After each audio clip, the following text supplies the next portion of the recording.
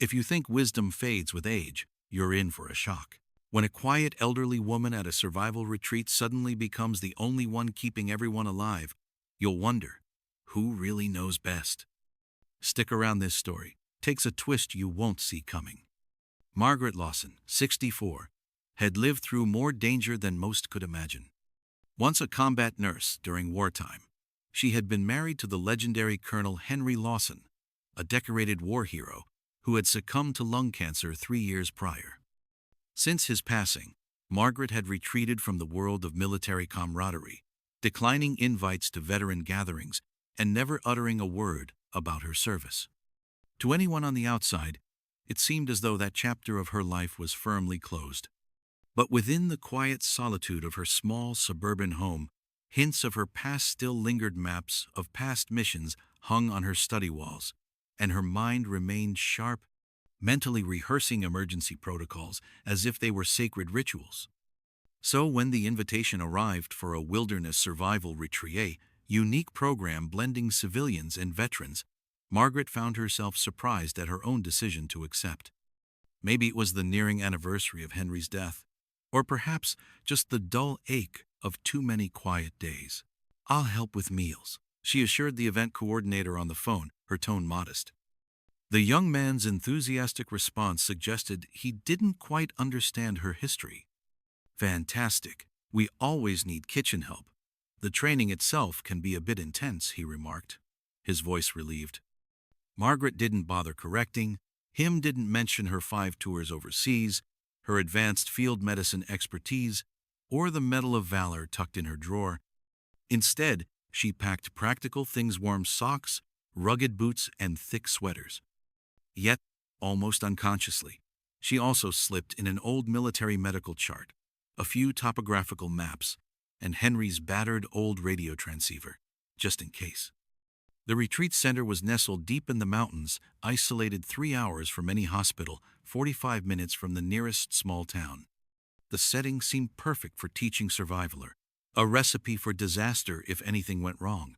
On the first day, Margaret immediately noticed she was the oldest one there by at least 20 years.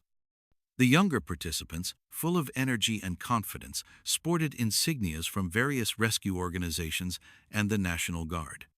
They threw around words like crisis management and tactical deployment in casual chatter, never once suspecting that Margaret knew more about life or death situations than most of them combined. They called her Granny or the Kitchen Lady, never once asking what her skills might be. Margaret just smiled, unbothered. During the orientation, the head instructor, a burly ex-Marine named Travis, divided everyone into groups: command, medical, technical, and logistics. Margaret quietly found a seat at the back, expecting to be placed in food service. Travis never even glanced her way. Later, one of the younger guys, a cocky 20-something with a buzz-cut, grinned at her. "Hey, Miss Margaret, think you can handle stirring the soup? Someone's got to keep the troops fed, right?" She smiled gently, replying, "I suppose I can manage that," she observed without comment as the trainees organized their kits with careless enthusiasm, missing key survival essentials and rushing through equipment checks. Margaret just took mental notes, quietly preparing meals while keeping an eye on their reckless routines. On the third day, the first weather warnings came through. A severe snowstorm classified as level 4 was closing in, expected to arrive much earlier than predicted. The instructors didn't seem too concerned, but Margaret felt a gnawing sense of urgency. She approached Travis cautiously during the morning briefing. "We should start preparing for evacuation now," she suggested quietly. "The storm's moving faster than anticipated." Travis barely acknowledged her, brushing off her caution. "Thanks, ma'am. Just keep the coffee hot. We've got it under control." Margaret didn't push it, but her instincts told her otherwise. Back in the kitchen, she organized supplies meticulously, just in case. That evening, the storm hit harder than even Margaret anticipated. The wind tore through the trees, rattling the cabin walls. Darkness fell early, the sky an eerie charcoal gray by mid-afternoon. Heavy snow soon plastered the windows, blocking the view entirely. Communication lines became unstable, and cell signals dropped off. By nightfall, chaos reigned. A group of trainees vans full hadn't returned from a navigation drill. 14 people, including a medical instructor, were unaccounted for. Garrett's confidence from earlier in the day had vanished. He was pale and issuing conflicting orders. Maps lay scattered across the tables. Radios hissed with static, and no one seemed to know where to start. A sudden shout broke through the disarray. "Medic! We need a medic!" One of the younger trainees had slipped on the icy entryway, slicing his leg on a jagged piece of metal. Blood pooled across the floor. Margaret reached him first, kneeling down with swift, practiced movements. Applying pressure with a clean cloth, she spoke calmly, directing a nearby trainee to hold steady pressure. "This is an arterial bleed," she said firmly. "Keep the pressure constant and elevate his leg. We need to stabilize before moving him." The room fell silent, watching as Margaret's hands worked expertly to control the bleeding. For the first time, the confident young trainees looked at her not as a feeble old lady, but as someone who clearly knew what she was doing. In that tense, frozen moment, Margaret remained focused, her calm precision reminding them all that sometimes the quietest person in the room is the one who knows best. Just when everyone thought the frail old woman had nothing to offer, she took command and changed everything. When a disaster strikes, do you know who to trust? Stick around to find out how experience triumphs over ego. Margaret rose from her crouched position, wiping her hands on a clean towel. She walked directly to the old emergency cabinet against the far wall, pulled open its creaky door, and took out a thick, dust-covered binder labeled Emergency Response Protocol. Placing it firmly on the main table, she flipped through the well-worn pages with the practiced ease of someone who had done it countless times before. Her fingers landed on the tab marked Communication Failure. Without raising her voice, Margaret issued clear instructions, her tone firm yet calm. "I need someone to read aloud the names of the missing team. Another person, open the map of the western sector. And someone else, check the fuel levels in the generator." Her quiet authority seemed to freeze everyone, uncertainty hanging in the air. Finally, one of the younger instructors, a tall guy named Jake with a skeptical expression, challenged her. "Under whose orders?" he demanded. Margaret didn't respond immediately. Instead, she rolled up her sleeve, revealing a simple leather bracelet with 2 insignias on for combat field nurse and another for logistics command. The room fell silent. Jake's bravado faded, replaced by confusion. You were command level?" another young man stammered. Margaret's expression remained unchanged. "Rank doesn't matter here. Experience does. I've led evacuation teams through combat zones without maps, without power, and without backup. If we don't act now, those missing people won't make it through the night." Her calm certainty broke through their paralysis. The room stirred with newfound purpose as people began moving, following her directions without question. Within 40 minutes, the makeshift command team had cross-referenced the last known coordinates, wind patterns, and logical shelter options. "They're likely at the timber cabin about 2 miles northeast," Margaret concluded, circling the spot on the map. "It has no electric hookup but should have a propane heater. It's the most secure location in this storm." The same young man who had earlier suggested she stick to kitchen duty now looked at her with visible respect. "How do we get there? The vans are useless in this weather." Margaret unfolded another map, marked with detailed notes in her neat handwriting. "There's a maintenance trail that follows the ridgeless exposure to wind. We'll need a 4-person team with emergency gear." "I'll go." The young man, whose name tag read Evan, volunteered immediately. Margaret gave a brief nod. "Take Grant, Elena, and Marco. Dress in double layers. Carry the medical kit, 2 emergency beacons, and the hand crank radio. Check in every 15 minutes. As the team prepared to leave, Margaret adjusted Evan's scarf, tucking it in securely. "When you find them, assess for hypothermia before moving anyone. Stabilize first." Evan hesitated, curiosity flickering in his eyes. "How did you know about that access route?" "It's not on any of the maps." Margaret's gaze softened. "My husband and I trained rescue units here 20 years ago. Some things you just don't forget." As the rescue team departed, Travis, the previously dismissive head instructor, approached her, looking uncharacteristically humble. "I didn't know you had that kind of experience." Margaret cut him off gently. We'll talk later. Right now, we need to set up a communication relay and prepare the medical area.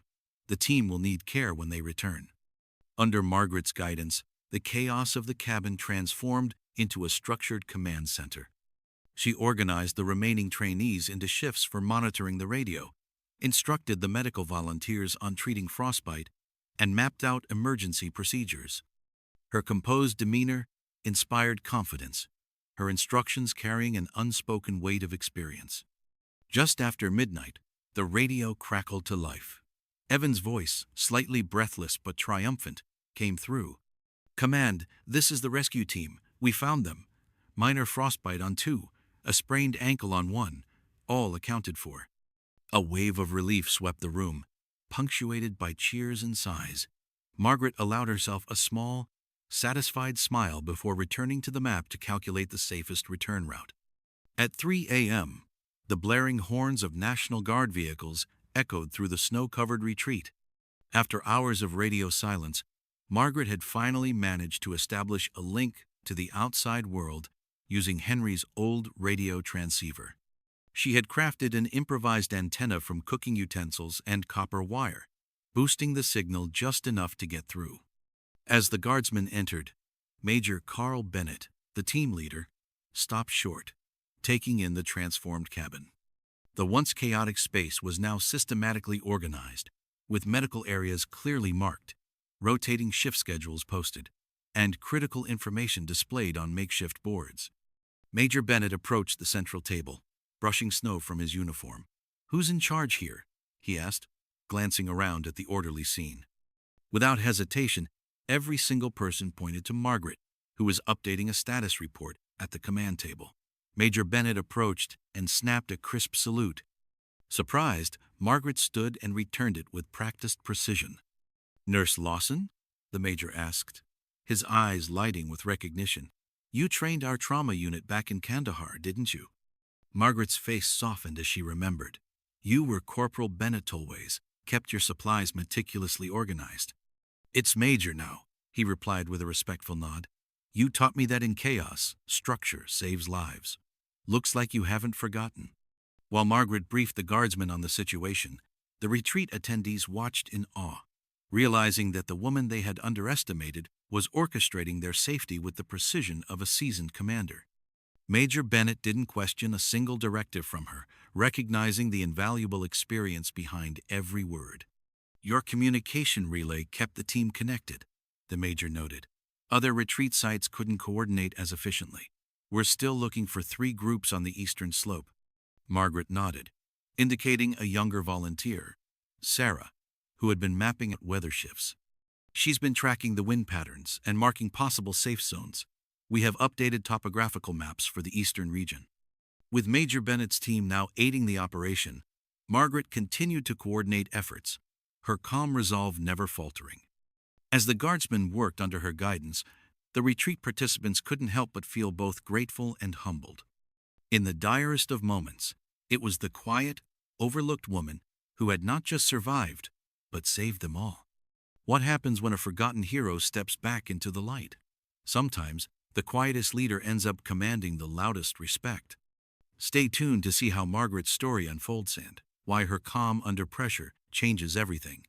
Margaret pointed at the map, her finger tracing a narrow corridor marked with windbreaks. If they followed protocol, they'd head to this location that's sheltered from the wind, reducing the risk of exposure. Major Bennett turned to his communications officer. "Transmit those coordinates to the second response team immediately." By dawn, every missing person had been accounted for. Most suffered only minor injuries, frostbite, and sprains, but they were safe. The retreat center, now fortified and organized under Margaret's makeshift command, was secure against the relentless storm. Although the National Guard recommended a full evacuation once the weather cleared, for now, the center would continue operating as an emergency hub.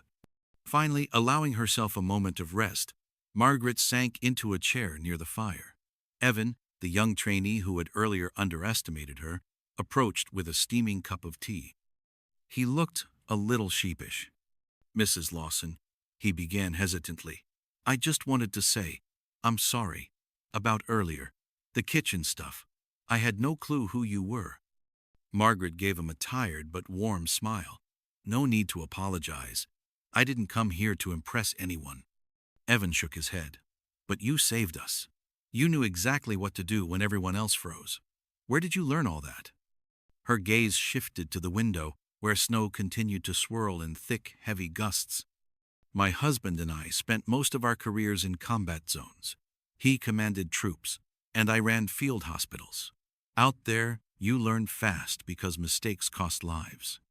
Evan hesitated before asking, "Why didn't you say something when you arrived? I mean, about your experience?" Margaret took a slow sip of the tea, the warmth calming her. "When you've worn the uniform long enough, you understand that competence speaks louder than rank.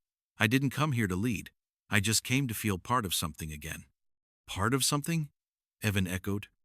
Margaret's voice softened. "Sometimes, being part of a group, even if just on the sidelines, reminds you that you still have purpose. It's easy to forget that when you're alone." Word of Margaret's quiet leadership spread through the retreat like wildfire. Trainees who hadn't noticed her before now approached with questions, seeking advice, or just offering gratitude. Even Travis, the instructor who had dismissed her warning earlier, approached with visible discomfort. "Mrs. Lawson," he started, his usual confidence replaced by humility, "I owe you an apology. I should have listened when you suggested early evacuation." Margaret shook her head gently. "In crisis management, there's no room for regrets, only lessons learned. Move forward." Travis nodded, a little embarrassed. "I've been running these retreats for years, but I've never faced a real emergency-only controlled scenarios." Margaret smiled knowingly. Training without real stakes can give a false sense of security. It's different when lives are actually on the line. By the afternoon, the storm's ferocity had lessened enough for news helicopters to make cautious approaches. A local reporter managed to trek up to the center, eager to capture the story of the dramatic rescue. Spotting Travis, she pressed for details. "We heard a retired military nurse took command during the crisis. Can we speak with her?" the reporter asked. Margaret, overhearing, tried to slip away unnoticed, but Evan gently blocked her path. "They need to know what you did," he insisted. Margaret shook her head. "It's not about me." Before she could escape, Major Bennett approached. "With respect, Mrs. Lawson," he said firmly, "it should be. Too often, the ones who keep things together when it counts are the ones no one remembers. People need to hear how calm leadership makes the difference." That evening, the story broke across regional news stations. What started as a local interest piece about a stranded training group quickly grew into something more profound. "Retired combat nurse takes command, saves retreat during deadly storm." One headline read, "Forgotten hero guides rescue amid chaos." The accompanying photo showed Margaret in her simple green sweater, pointing at a map, surrounded by military and civilian personnel, all clearly deferring to her expertise. During a brief interview, when asked why she hadn't mentioned her military background earlier, Margaret gave an answer that would echo through veteran circles for months. "I don't need anyone to remember what I've done. I just need to remember that when the moment calls, I can still stand up." As the retreat wrapped up, participants slowly made their way back to their regular lives. But Margaret's phone wouldn't stop ringing calls from veteran organizations, emergency management agencies, even some former colleagues who had seen the news. The woman who had spent 3 quiet years in the shadows of loss suddenly found herself in the spotlight. The most surprising call came from General Alan Marks, a friend of her late husband. His voice was warm and respectful.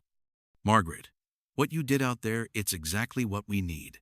The National Guard's Mountain Rescue Program could use someone like you as a tactical instructor. Just 2 weekends a month, sharing your experience." Margaret's first instinct was to decline. She had built a quiet life since Henry's passing gone, without duty, without ranks, without responsibility. But as she looked around her home, at the carefully preserved maps and the radio transceiver on the table, a thought struck her. Maybe she hadn't truly retired, she'd just paused. "I'm not looking for a new career, Alan," she said carefully. "Not a career," the general replied. "Just sharing your knowledge before it's lost. No uniform, no formalities, just your experience." After a moment of silence, Margaret found herself saying, "Send me the details. I'll think about it." After hanging up, she walked to the closet she had kept shut for years. Inside, Henry's dress uniform hung pristine, preserved behind a clear cover. She touched the sleeve gently. "What do you think, Henry?" she whispered.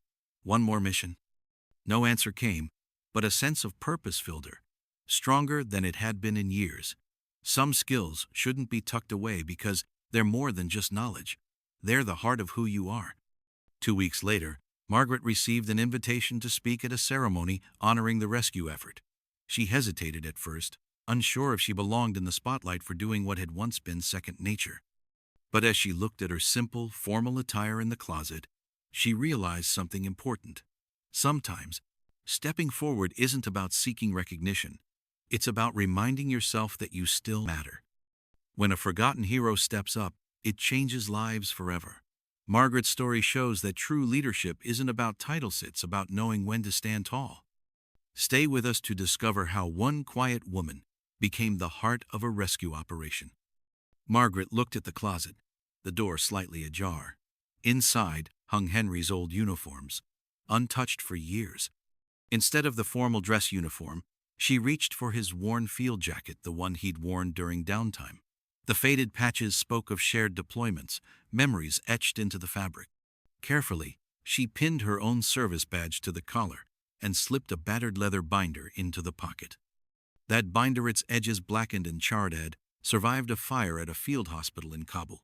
Henry had saved it from the ashes and handed it to her with a wry smile. "As long as you've got your protocols," he joked, "the world can't completely fall apart." It had become a symbol of resilience, a reminder that order could always be restored, even when everything seemed lost. The auditorium was packed: emergency responders, military personnel, and the retreat participants who had witnessed Margaret's unexpected leadership. As her name was announced, a hush fell over the room. Margaret approached the podium with a straight-back stance, the field jacket hanging loosely on her smaller frame, yet looking just right. Her voice, calm and unwavering, filled the room. "I am not a general," she began. "I don't hold any rank anymore." She scanned the audience, her gaze finding Evan in the third row, Travis near the back, and Major Bennett at the side, each of them listening intently. "But I've stood in the midst of gunfire, and when the snowstorm hit, I realized I could still stand." Margaret spoke not of heroism, but of preparedness, the fragile line between chaos and control. She shared how knowledge doesn't expire, how experience remains sharp even after years of quiet living. She never used words like bravery or heroism; those belonged on posters, not in real life. Instead, she emphasized how titles matter less than ability, and how sometimes the person everyone overlooks is the one who steps up when systems fail. Gently running her hand over the charred edge of the binder, Margaret recounted a lesson learned early in her career. During a mortar attack, when their commanding officer was incapacitated, a low-ranking communications specialist took charge and organized an evacuation. He wasn't the highest-ranking person, but he knew what to do because he had survived similar situations before. Looking directly at the audience, Margaret continued, "We live in a world that values credentials over experience, confidence over competence. But when disaster strikes, literal or metaphorical, it's not the name on your badge that matters. It's what you carry inside." As she finished, the room erupted into applause, steady, rising to a thunderous roar. Margaret nodded briefly in acknowledgement, stepping away from the microphone, more comfortable returning to the quiet of her seat. After the ceremony, a group of young National Guard members gathered around her, asking for a photo. Reluctantly, Margaret agreed, standing tall as they crowded in. One of them, a young woman no older than 20, leaned closer and whispered, "Ma'am, where can I learn skills like yours?" Margaret smiled softly, resting a hand on the young woman's shoulder. "It's not about where, it's about when. And it starts when you decide to take responsibility." The young woman hesitated. "I'm being deployed next month. Honestly, I'm nervous." Margaret saw the familiar blend of fear and determination in her eyes. "Courage isn't the absence of fear," she said gently. "It's the ability to think clearly despite it. Watch the ones who know what they're doing. Learn from them. And when the time comes, trust yourself. As Margaret prepared to leave, General Marks approached, holding a small box. "The secretary wanted you to have this," he said, handing it over. Inside was a simple civilian medal, not a military one, but an honor for extraordinary service. Margaret tried to protest, but Marks shook his head. "It's not for your past service," he explained. "It's for what you did that night, showing everyone that calm, quiet competence still matters."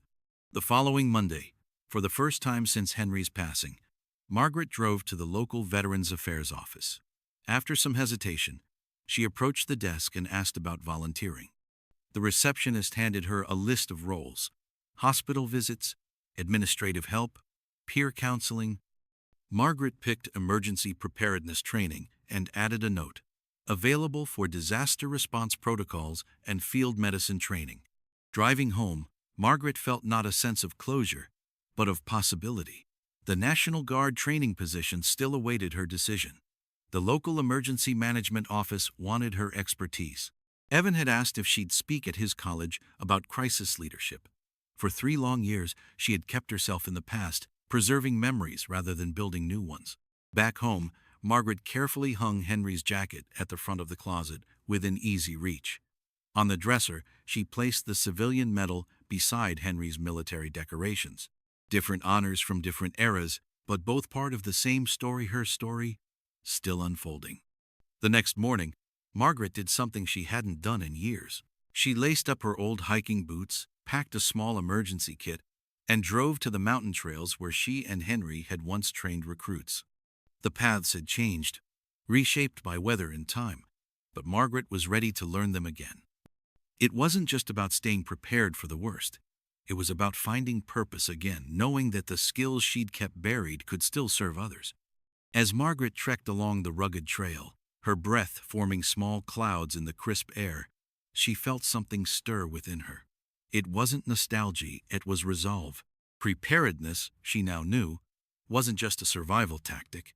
It was a way of living with purpose, of staying ready to help when needed. Some stories weren't meant to end, they just needed a new beginning. And for Margaret, the journey was far from over.